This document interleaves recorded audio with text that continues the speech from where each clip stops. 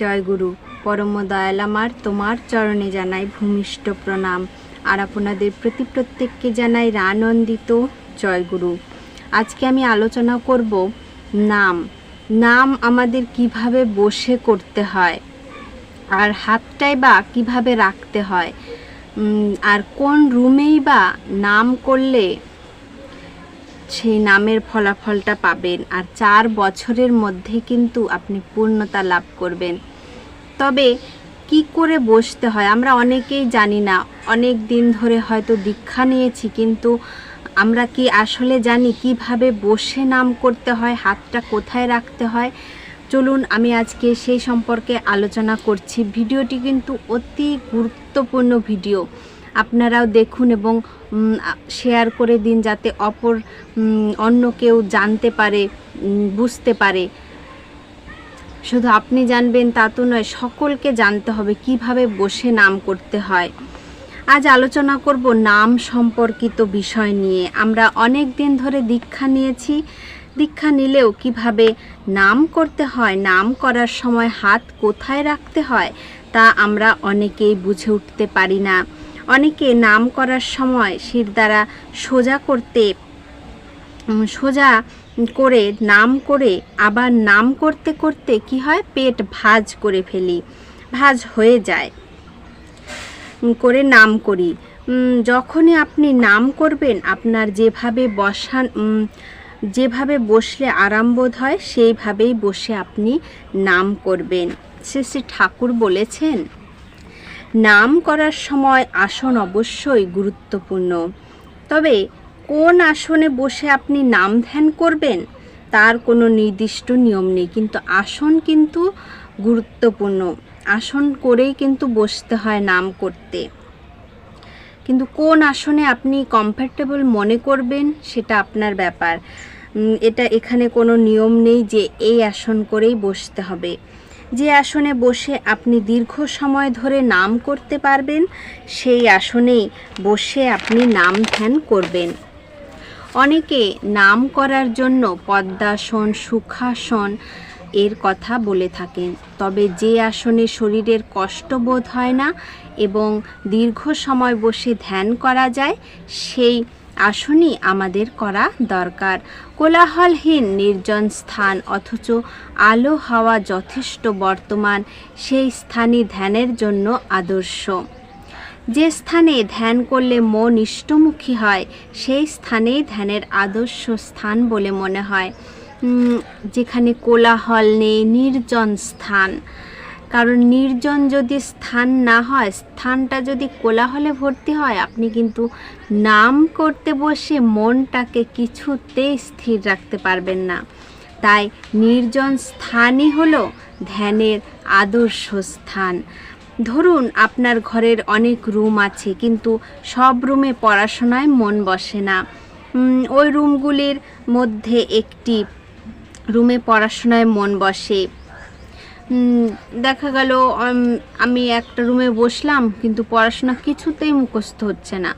কিন্তু অন্য একটা রুমে গিয়ে বসলাম, তো সেখানে দেখছি যে নোট 2-3 বার পড়ার সাথে সাথে মুখস্থ হয়ে যাচ্ছে। এটাও কিন্তু একটা ব্যাপার। সেই রকম ধ্যানের একটি স্থান আমাদের পছন্দ করতে হয়। সেই জন্য অনেকে ঠাকুর ঘরে ধ্যান করে থাকেন। ঠাকুর ঘরটা অতি পবিত্র একটি জায়গা, আর যেখানে সুগন্ধময়। ঠাকুর ঘরের কিন্তু একটি অন্যরকম ব্যাপার আছে। তো আপনারা ঠাকুর ঘরেও কিন্তু নাম করতে পারেন, কারণ ঠাকুর ঘর কিন্তু অন্যান্য ঘর থেকে আলাদা বলে ধ্যান ভালো হয়।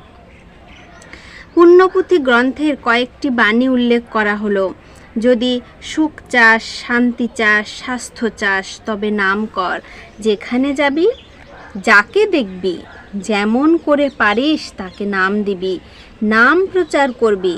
যদি নাম ভুলে যাস, যাতে তুই হয়েছিস, যাতে জীবন পেয়েছিস, তাই যদি ভুলে যাস, তবে অনন্ত অনন্ত জন্মেও পাবি না। আমরা যে নাম পেয়েছি, সেই নামটাকে আমাদের ধরে রাখতে হবে। এইগুলো শ্রী শ্রী ঠাকুরের মুখ নিঃসৃত কথা। যার জন্য জন্ম হয়েছে, যাকে পেয়েছিস, এই জীবনটা যার জন্য, তাকে যদি ভুলে যাস তাহলে অনন্ত অনন্ত জন্মও কিন্তু পাবি না। এই যে আমরা জন্ম পেয়েছি, কোথা থেকে এসেছি, কি জন্য এসেছি আমরা জানি? আমরা শুধু নিজের করি, কি করে আমার এটা হবে, কি করে আমি ভালো খাবো, কি করে ভালো থাকবো, কি করে আমার সন্তানরা ভালো থাকবে। কিন্তু একটা বারও কি ভাবি আমি কে, কোথা থেকে এসেছি, কি করতে এসেছি এই জগতে? সেটা কিন্তু আমরা কখনোই ভাবি না। আলস্য জড়তা শয়তানের থানা করিস নে, নামে ডুবে থাক, নাম কর আর নাম দিয়ে দে। শান্তি করে ঘুরে বেড়াচ্ছিস, নাম করে জগৎ ভুলে যেতে পারিস না, শরীর ভুলে যেতে পারিস না, তাহলে শান্তি পাবি কোথায়? কি চাস আর কি চাস অমৃত? দেবগণ যে অমৃত পান করে অমর হয়েছিল, তোদের সম্মুখে সেই অমৃত তোদের হাতে ধরে দিচ্ছি, মুখে তুলে দিচ্ছি, তাও খেতে পারছিস না। এই নাম হচ্ছে সেই অমৃত সুধা, যে অমৃত খেয়ে দেবগণ অমর হয়েছিলেন। তাই যত নাম করবেন আপনার আয়ু কিন্তু বৃদ্ধি হবে। এই নামে যে কতটা শক্তি আছে, যে সঠিক নিয়মে সঠিকভাবে নাম করতে পারে সেই কেবল জানে। অহংকার করবি তোর নামে, নাম কর। হনুমানের মতো বক্ষ বিদরণ করে দেখাবি নাম মুখ বন্ধ হবে না, তোর মুখ বন্ধ হবে না, সব সময় যেন নামটা মুখের মধ্যে থাকে। চিন্তা শক্তির লাঘব হবে, কার্যের ব্যাঘাত হবে না। অন্তরে নাম করে যা, সব দিতে পারবি। অনন্ত ব্রহ্মাণ্ড লয় করে দিতে পারিস, তার একমাত্র উপায় হচ্ছে নামই হচ্ছে সব। এই নামটা কিন্তু আমরা অনেক সময় মুখে উচ্চারণ করি, তবে মুখে উচ্চারণ করার থেকে মনে যেটা করা হয় তাতেই নাকি ভালো। কারণ মুখে যতটা উচ্চারণ করব সেটা আমার বাইরে চলে যাচ্ছে, আর যেটা মনে মনে করব সেটা আমার ভেতরে থাকছে।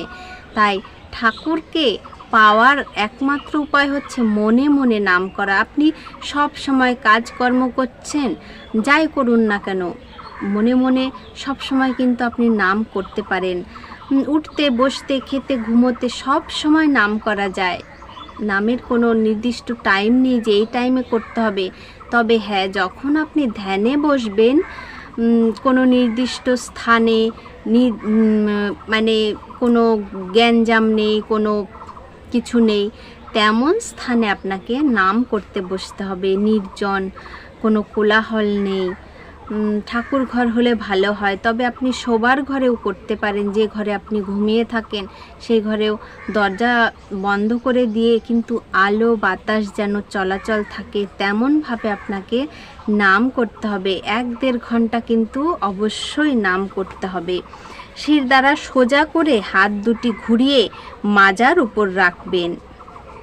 কাজের সময় কাউকে কাছে রাখবি নে, একা এমন করে বসবি। তাহলে শির দ্বারাকে আমাদের সোজা করতে হবে। অনেকে নাম করতে করতে এরকম গুজো হয়ে যায়, পেট ভাঁজ পড়ে যায়, সেটা কিন্তু সঠিক নয়। তাই যখনই নাম করবেন শির দ্বারাকে সোজা রেখে হাত দুটোকে মাজার উপর রাখবেন। মাজার উপর রেখে নাম করুন। এ সময় কাউকে কাছে রাখা যাবে না, একা নির্জনে নিভৃতে নাম করতে হবে। একটা ঘুমের অবস্থা আসবে, সেটা করিস নে। তন্দ্রার মতো তাতে হাত পা গলে পড়বে না, অন্য রকম স্মৃতি কিছু আসতে দিস না। নাম করব, আমি শুধু ঠাকুরের চিন্তাই করব, অন্য কোনো চিন্তাকে যেন আমার মাথার মধ্যে না আনতে পারি, তেমনটা দেখতে হবে। তাহলে তাড়িয়ে দিবি, যদি সেই চিন্তা আসে তাহলে তাড়িয়ে দিবি। 3 বেলা প্রত্যেকবার 1 ঘন্টা থেকে 1.5 ঘন্টা নাম অনবরত জপ করতে হবে। 4 থেকে 6 বছরের ভিতরে পূর্ণতা লাভ হবে। পুনচত্তারি দিবসের বাণী, খাবি দাবি আর ফুর্তি করে নাম করবি, ঘরে যদি কাজ না থাকে তবে পরের কাজ করবি। থুতু ফেলে আমরা যদি আমরা কি পরের কাজের কথা ভাবি? আমরা সব সময় নিজের কথা ভাবি, নিজে কি করে ভালো থাকবো। কোনো সময় ভাবি যে পাশের বাড়ি দেখি তো মানুষগুলো ভালো আছে কি না, কখনোই কিন্তু ভাবি না। তাই থুতু ফেলে দে তোর স্বার্থের গায়ে, তোর স্বার্থটাকে থুতু ফেলে দে, আর অন্যের স্বার্থটাকে নিজের ভেবে কাজ করতে হবে। নাম নাম নাম, যত বন্ধু আছে সকলকে বলবি নামের কথা। বিশ্বাস করে দেখ না, কত কথাই তো বলিস, এটা বিশ্বাস কর না। কত কথা বিশ্বাস করিস আর এই কথাটা বিশ্বাস করতে পারছিস না। তাহলে এইভাবে যদি আমরা নাম করি তাহলে কিন্তু আমরা সত্যিই পূর্ণতা লাভ করতে পারবো। আর ঠাকুর বলে গেছেন যে নামটা নির্জন স্থানে করা উচিত, সোজা শিরদাঁড়া সোজা রেখে এবং মাজার উপরে হাত রেখে। তো এইভাবে যদি আমরা নাম করতে পারি, আমরা 4 থেকে 6 বছরের মধ্যেই কিন্তু পূর্ণতা পেয়ে যাব। এটা আমাদের শ্রী শ্রী ঠাকুরের মুখ নিঃসৃত কথা। আজকের আলোচনা প্রসঙ্গ এই পর্যন্তই। আপনারা সকলেই ভালো থাকবেন, সুস্থ থাকবেন। দয়াল গুরুর কাছে এটাই আমি প্রার্থনা করি। জয় গুরু।